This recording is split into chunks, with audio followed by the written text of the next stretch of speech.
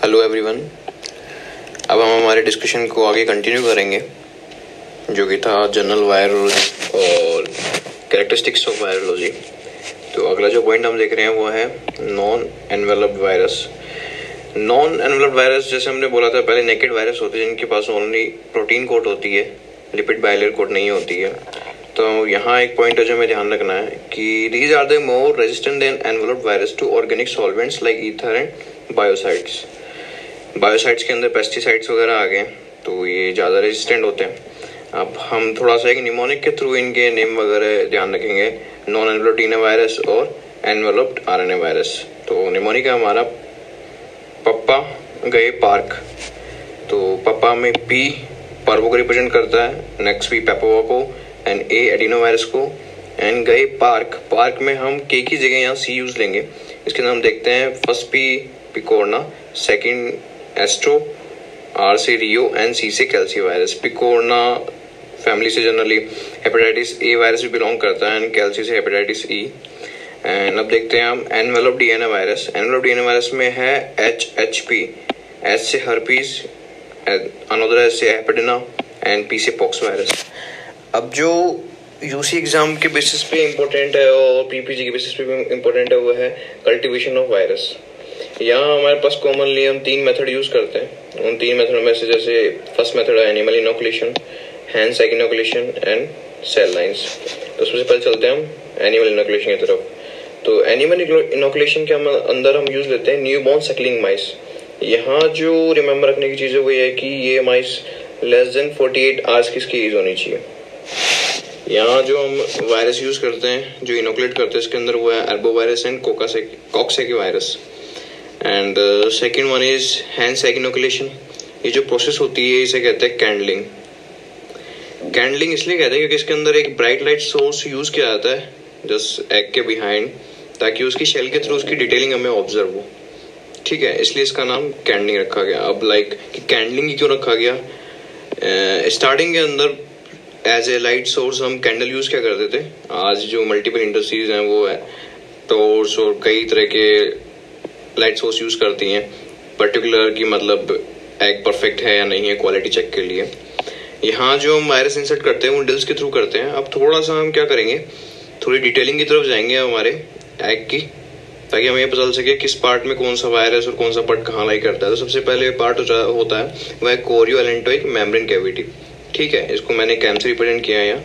Then उसके बाद में एलेंटोइक कैविटी, और आप ब्लू में दिख रहे हैं yolk sac, and then amniotic cavity, और रेड से एम्ब्रियो। तो सबसे पहले बात करते हैं हम कैम की, जो कि कोरियो एलेंटोइक मेम्ब्रेन है।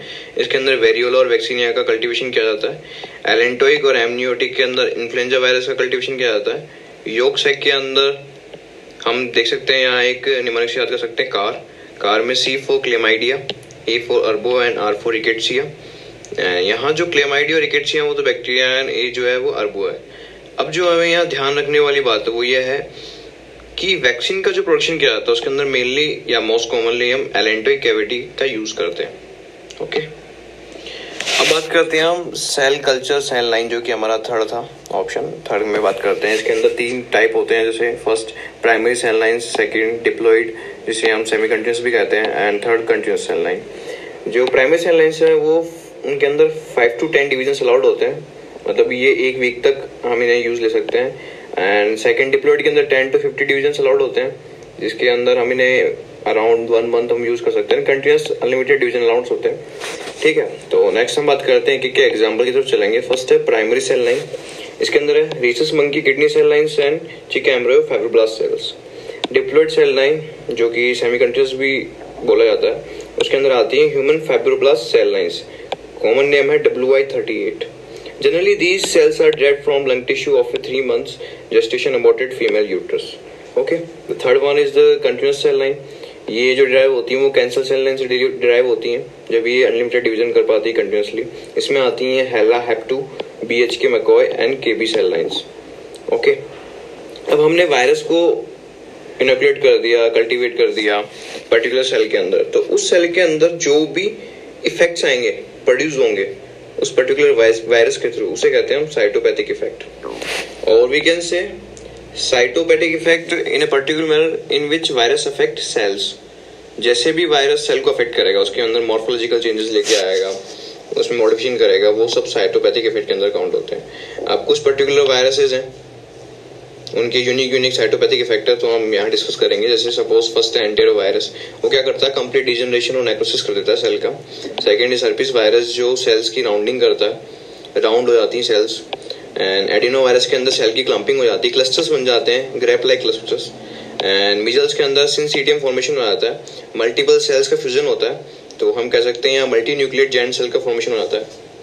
And the last one is SV40, जिसके अंदर साइटोप्लाज्म वैक्यूलेशन होता है, साइटोप्लाज्म के अंदर वैक्यूल्स क्रिएट हो जाते हैं।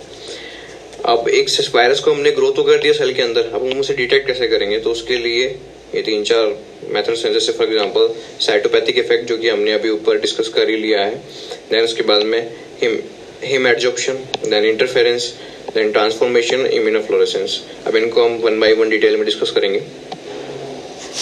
हिम एब्जॉर्प्शन में क्या होता है, लाइक जो भी हिम एग्लूटिनेटिंग वायरस हैं, उनके एग्जांपल्स हैं ऑर्थोमिक्सो वायरस, पैरामिक्सो वायरस और इन्फ्लुएंजा वायरस। उनको हम एक ऐसे कल्चर में ग्रो करते हैं जिसके अंदर हम गिनी पिग की एरिथ्रोसाइट्स को यूज करते हैं।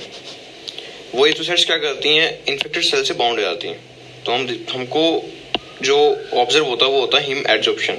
आरबीसीज का एब्जॉर्प्शन हो गया है पर्टिकुलर इन्फेक्टेड सेल के अराउंड, तो हम एक ऐसे आइडेंटिफाई कर सकते हैं। Second one is interference. Interference में क्या होता है, जनरली एक जो नॉन साइटोपैथोजेनिक वायरस है, उसके कल्चर को डिटेक्ट करने के लिए हम एक साइटोपैथोजेनिक वायरस का यूज करते हैं। तो वो साइटोपैथोजेनिक वायरस क्या करता है, जो फर्स्ट वायरस की ग्रोथ है उसको रोक देता है, इंटरफेयर करता है उसके साथ, तो इसे हम इंटरफेरेंस कहते हैं। इसका मोस्ट कॉमन एग्जांपल है rubella virus. And third one is transformation, इन्हें कहते हैं हम tumour forming virus, also known as oncogenic virus. ये ऑन्कोजेनिक वायरस क्या करते हैं, नॉर्मल सेल को ट्रांसफर कर देते हैं ट्यूमर सेल्स के अंदर, उनके अंदर कॉन्टैक्ट इनिबिशन वाली प्रॉपर्टी का लॉस हो जाता है और वो जाके फर्दर माइक्रो ट्यूमर्स का फॉर्मेशन करती है। Fourth one is immunofluorescence. Immunofluorescence के अंदर हम क्या करते हैं, एक फ्लोरोसेंट कंजुगेटेड एंटीसीरम यूज करते हैं उनको आइडेंटिफाई करने के लिए, इन्फेक्टेड सेल को आइडेंटिफाई करने के लिए, फिर उनको फ्लोरोसेंट माइक्रोस्कोप के थ्रू आइडेंटिफाई किया जाता है। अब कुछ टर्मिनोलॉजीज है जो हम डिस्कस करेंगे। तो पहली है इल्यूजन। काम की बात ये है कि जो इल्यूजन है हमें सिर्फ शो होता है मिक्सो वायरस के अंदर, ओनली इसके अंदर मिलता है। इसके अंदर क्या होता है, हमने पहले पढ़ा था कि कुछ स्पाइक्स होते हैं आउटर लेयर पे वायरसेस की, for example him agglutinate, न्यूरोएमिनिडेज।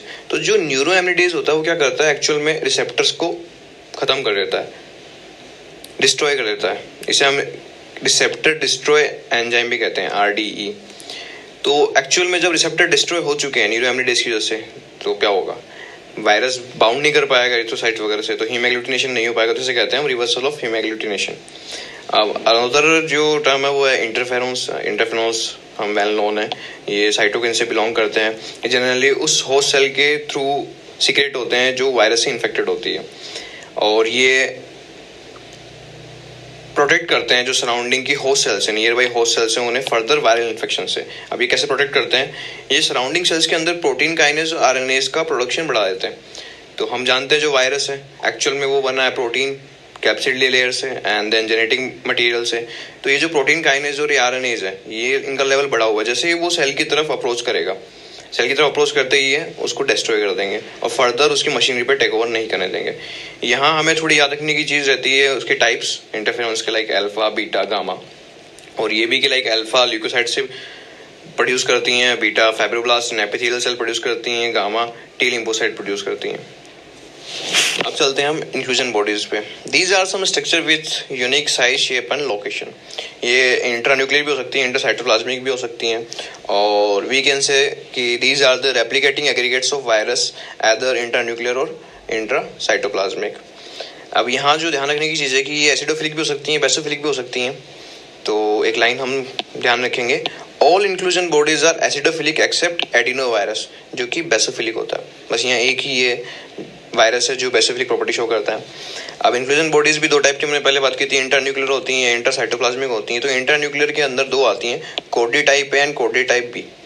So Cowdry type ए को हम ऐसे याद रख सकते हैं, हे फीवर। तो हे फीवर में H for herpes, A for Cowdry type A bodies and Y for yellow fever. And Cowdry type B में हम BAP बैप से याद रख सकते हैं, B for Cowdry type B inclusion bodies and A for adeno और P for polio virus.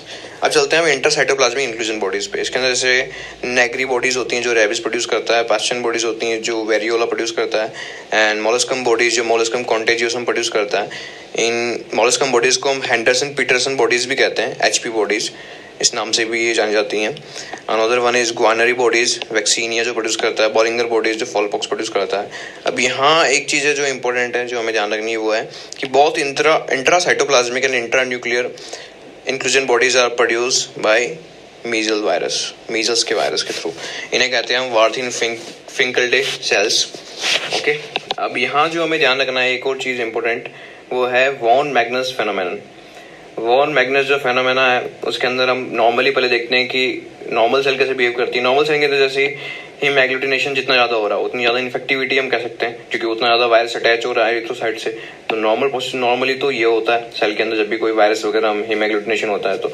But क्या होता है जब भी वायरस में कोई भी म्यूटेशन होता है वायरुलेंट पार्ट में, तो एक्चुअल में जो उसकी इन्फेक्टिविटी है वो डिक्रीज हो जाती है, और हम कह सकते हैं कोई भी इनकम्प्लीट वायरस हो या फिर कोई डिफेक्टिव असेंबली हो जाए प्रॉपर, अगर वो मैच्योर नहीं हुआ है तो क्या करेगा, हिम एग्लूटिनेशन तो हाई होगा बट उसकी इन्फेक्टिविटी है वो लो होगी। क्यों? क्योंकि वो डिफेक्टिव है, इनकम्प्लीट है। तो ये जो रिवर्सल हुआ है हिम एग्लूटिनेशन का इन्फेक्टिविटी के टुवर्ड्स, इसे कहते हैं वॉन मैग्नस फेनोमेनन।